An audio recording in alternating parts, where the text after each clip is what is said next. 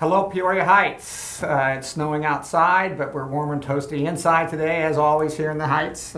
We start a new and hopefully fun feature today, talking to the very important people we have here in the Heights, and along the way, we'll probably engage in some lively conversation.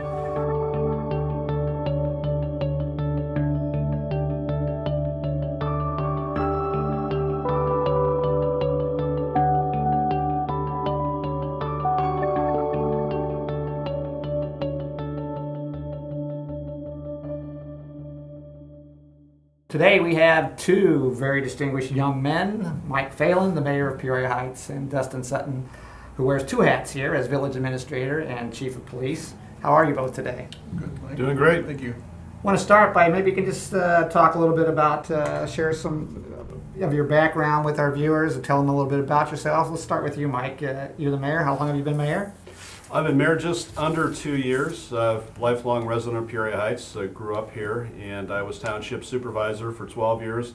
I represented Peoria Heights on the county board for 18 years. So your roots go deep here in the Heights. Born and raised. Where'd you go to school here? I went to St. Thomas. Okay, and then on to high school at Spalding, correct? I went to Spalding. Yeah, and you're an employee at the Peoria Journal-Star. Why don't you tell people what you do there? I work in the production department of the Peoria Journal-Star. Okay. Worked there 41 years. Okay, good. So you talked a little bit about your long political career in Peoria Heights. How have you seen the needs of the community evolve over that period of time? I would just slightly correct you. I'd say it's a career of public service. Okay. My dad and family, we've all been involved in the community for a couple of generations. But how did I get started? It was just natural. When I grew up here, there were a lot of wonderful families. I had a lot of wonderful mentors here, and everyone was very engaged and active in the community, whether it be school, whether it be church, whether it be Heights. And everyone who lived in Peoria Heights, just like today, was very proud of Peoria Heights. So we had a lot of activities back then. We had great people who were involved in office, who were elected officials, and everyone worked very tirelessly for Peoria Heights, and I witnessed that growing up, and I've never forgot it. Okay, and you've seen sort of the worst and the best of the Heights. You were around when Pabst decided to close the plant here in town, and you're around today as mayor when the Heights has really become a destination spot in many ways. Yeah, we had some big challenges, especially when Pabst closed. Pabst paid an awful lot in property taxes, and at that time pretty much carried everything that the village did financially. They also employed over 800 people, not including the railroad jobs and the trucking jobs. They were all union brewery jobs, and they were head of household jobs. So when that plant closed, it was devastating to the community, but I credit our leaders at that time for never giving up. Our school leaders, they fought consolidation, they fought annexation, and they never gave up, and we had good mayors that led us through those difficult times and had to make tough decisions. But I think we're back today better than ever. Yeah. So Dustin, tell us about your job, or should I say jobs, here at in Peoria Heights. Sure. Well, I've been here 24 years in the Heights. I've been 20 of those have been chief of police, and obviously the last year I've also taken on the administrator role. The police department has been it's been a great experience here. First taking over that, we had a lot of challenges. We were viewed as a training ground for years, and I'm proud to say that we stopped that early on, and I'm proud to say the majority of these officers have been with me for 18, 19 years now. So the police department's changed a lot, but the administration and the new role that I've taken on as administrator has been very, very, very unique, but I'm enjoying it, and like the mayor said, things are going very well. How many officers do you have? We have 14 full-time officers. Okay, and you run the 3 shifts then? Correct. Yeah. Third shift, actually with a 4th shift. Correct. So tell me about this dual role you've got going, which is not a typical thing, for somebody to be both police chief and village administrator. So how's that working out? It's working out great. Early on it was. Does your wife ever see you? Well, yeah, it is a 7-day-a-week job. I'll tell you that. But early on it was a juggling act as far as juggling police responsibilities and new administrator responsibilities, and also learning a new craft up here. But now here we are, almost a year later. I'm very confident in my ability and what we're doing and what we've been doing. But I'd have to say I'd like to thank the support staff here. Not only at the police department with my command staff able to address the issues day to day when I'm not down there, but the administrative staff here has been great. So, Okay. you know, I really have to, my hat's off to those people. They've done an outstanding job. So, but anyway, things are going great. I'm very happy with where we are a year later, and I'm sure we'll touch on the budget a little bit later. Yeah, So, that's great. yeah. So Mayor, tell us a little bit about, I mean, I cannot ever remember a time when so much was happening in the Heights. So tell us a little bit about that and about this guy from California who's come Well, onto the scene here. There is an awful lot happening in the Heights, and while we're very excited about Ken Blick and staff from San Diego, there are a whole lot of other investors in the Heights right now. And you know, one of the things I want to make clear is that a lot of folks will often ask, why is development so important to the Heights? You know, it all comes back. Our job is to serve the people here, and it's all about the quality of life in the community. It's all about having good policing. It's all about having good streets and good quality water and good fire protection. But in order to pay for those, we have to have revenue, and we are dependent on sales tax. Property tax really pays very little or provides very little to the revenue of the village. About a nickel on every property tax dollar is what the village sees. So we're sales tax driven, and we want to provide the highest level of service. And I would brag today or any time about our police department, about our public works department. You know, we've gotten a lot of compliments over this winter about how our public works plows snow and takes care of the roads. So we want to maintain that level of service. That's very important to us, but we have other needs too. We have a lot of water mains that need to be replaced. We have a lot of sidewalks that need to be replaced, and roads that need to be replaced, and infrastructure needs. So the development is very important, and we're very lucky. So there's an awful lot happening here. You know, we recently, the Duryea apartments have been finished. That property was just appraised at $6 million. That's a windfall. And almost full, I understand. And nearly full. And incidentally too, Mike, That's Larry Herman's. that's Larry Herman's Right. apartments on Duryea. These new developments are a windfall to the other taxing districts in the village, especially our schools, which is so important to us. We partner with our schools and don't ever want to do anything that's not in full partnership with the school district and our children. But these properties that are added to the tax rolls, and these properties recently that have been sold and bought for a much higher market price than what they were on the tax rolls for, will be a windfall, especially to the schools. So the expansion of Heritage Square, a multi-million-dollar expansion by Kevin Shields. Katie Kim's done a couple of projects. A couple of years ago, the Treskers project, which has been fantastic. Also 4500 and The Edge, bringing in The Edge. We brought in recently Brahms Furs and Brienzo's Pizza, and Paul Sherman has been a fantastic addition to this community as well. About 100 jobs in the old Continental canning facility. He also sells wholesale there on the weekends. I think it's Thursday, Friday, Saturday, and Sunday. You can go in there in the warehouse and buy discounted furniture. He's very active in our community, as are a lot of the people that I have mentioned. We're really lucky not only to attract business, but we're attracting a lot of family businesses in the Heights where people are fully engaged in the community, serving on the Arts Committee or serving on the Business Development District and serving on various boards here. So that our team, I can't emphasize enough, our team is deep and it's talented and it's strong. So tell us a little bit about how the whole thing with Kim Blick and staff came about. That came about, I want to say last May of 2018, and we get a lot of calls here at Village Hall. We have a lot of people actually literally knocking on our door, inquiring about property or inquiring about locating here or expanding here. So Sarah Whitrock one day had said to me that there was a gentleman that had called and that he was interested in taking a look at the Gray Boys site and some other opportunities here in Peoria Heights. And she had told me that he was from San Diego. And my first reaction was guarded, because I thought, you know, I'm not sure that we want to really partner with an out-of-town developer or owner. But anyway, I asked her to set up a phone conference call, and we set up that conference call and learned a lot about each other. And thanks to the internet, you were able to find out a lot about people. And I've always been schooled by my mentors, who we talked about earlier, about doing your due diligence with people.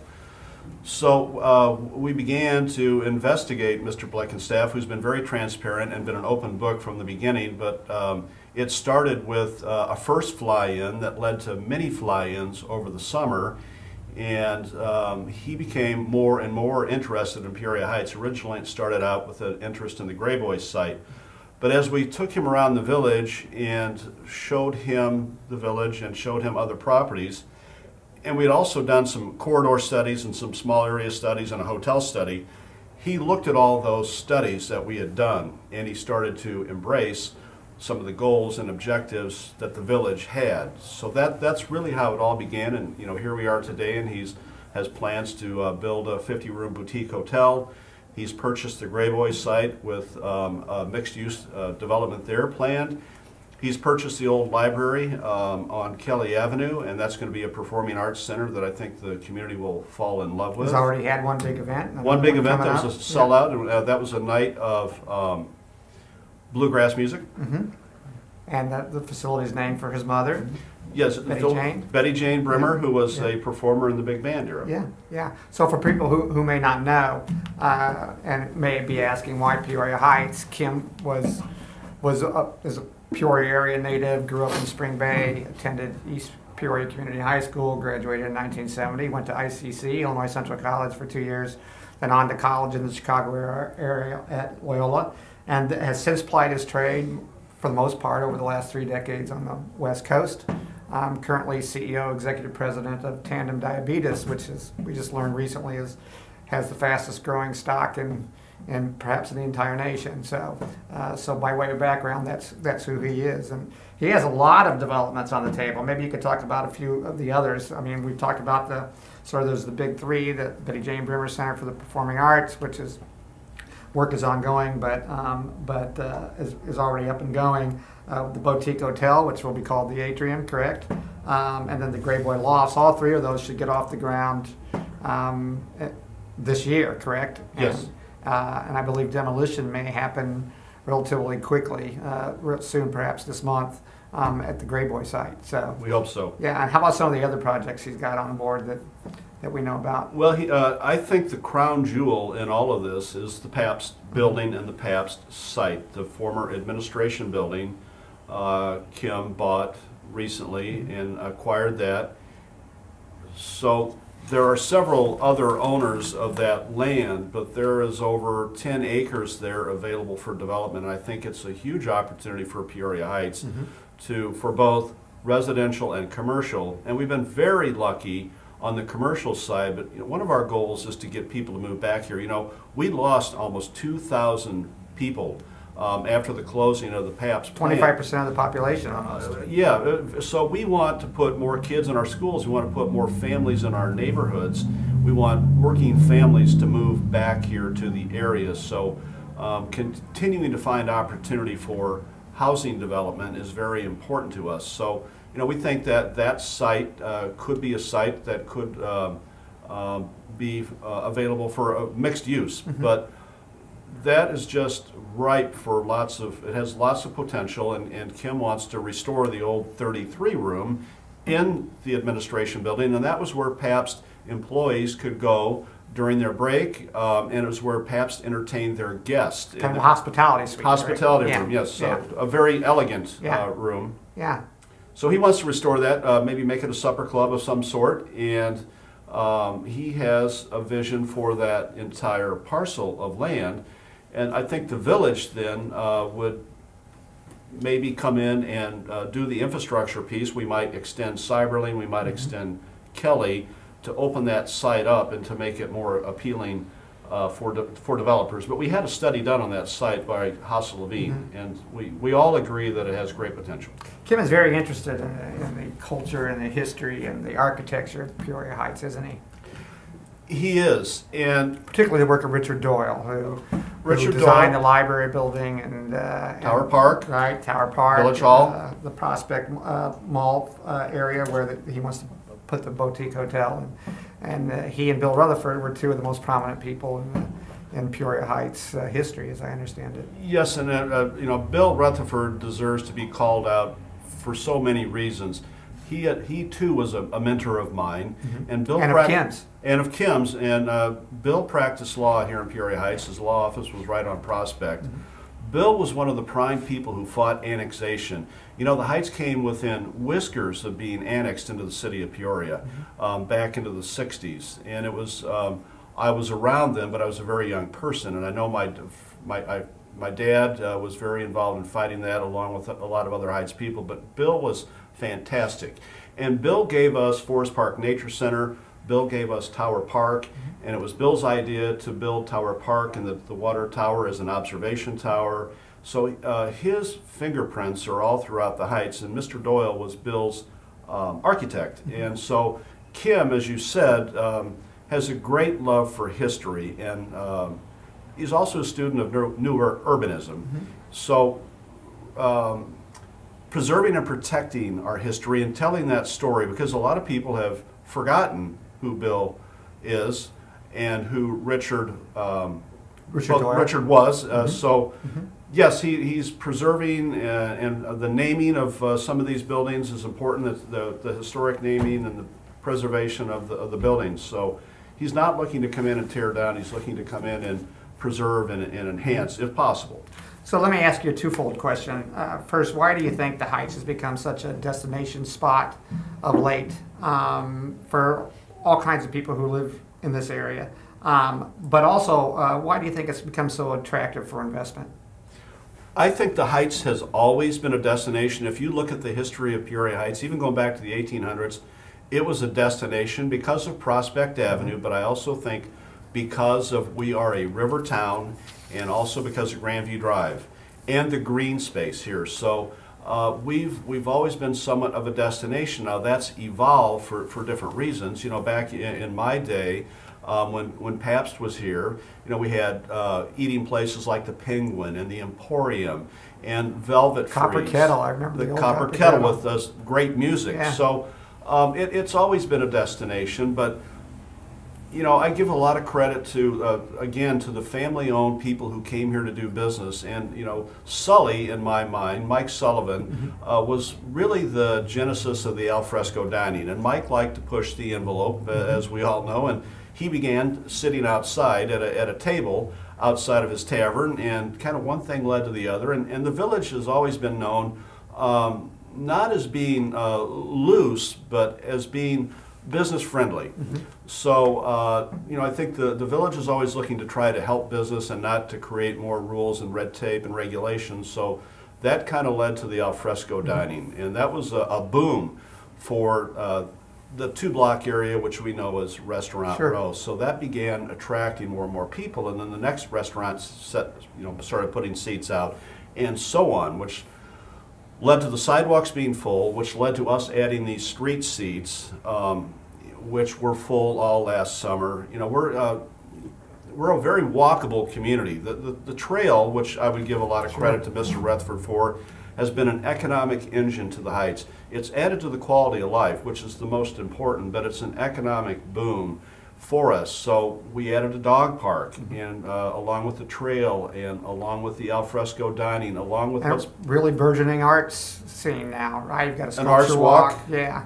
and then with the outdoor events that are being done at Poor Brothers and Heritage Square, you know, Lots of live music. couple thousand yeah. people there. And so another thing I have to give credit to on the economic development piece, we're a very walkable community, but we're a very safe community, and I give credit to Dustin and the Peoria Heights Police Department for keeping us safe, and people feel very safe here, and I think that's also important to people. So, Right. Well, let me switch gears here just for a second, because a lot of this economic development is a lot of exciting things and people are really interested in those, but there's also the day-to-day business of running a village, and so you have some good budget news, I understand. We do. You know, about 11 months ago, the board was presented a budget which was $900,000 in the deficit. And last meeting, I'm very proud to say that we were able to present a budget with a surplus of 300,000 plus. So that's a positive, and that's something that, again, was a team effort. The mayor alluded to all the department heads watching their budgets, watching what they're spending, more of need than want. And a big part of that was savings, was restructuring of personnel was a big Okay. savings. Adding more responsibilities to the current staff we have.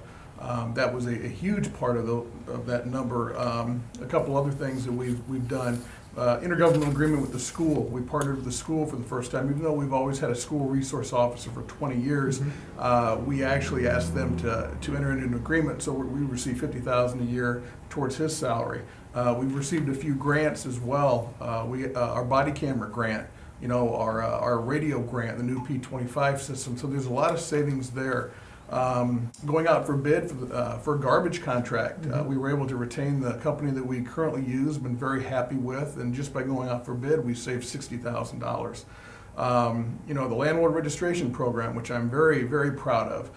It is a revenue generator, but it is more of a quality of life program. It's something that I know that some of the landlords are familiar with this program in Peoria. We've adopted a similar program. There's some slight differences, but at the end of the day, and what we've seen already is it is generating revenue, but the reason behind that is it's a quality of life issue for the renters here in the Heights. And we have a lot of great landlords that are very accountable, do take care of their property, but unfortunately, it's not 100%. So this program is kind of twofold. It's a revenue generator, but it is also taking care of some property issues and raising those properties. So very proud of that. Yeah. If I may, and I want him to come back to budget, Yeah. but if I may just jump in on the landlord registration.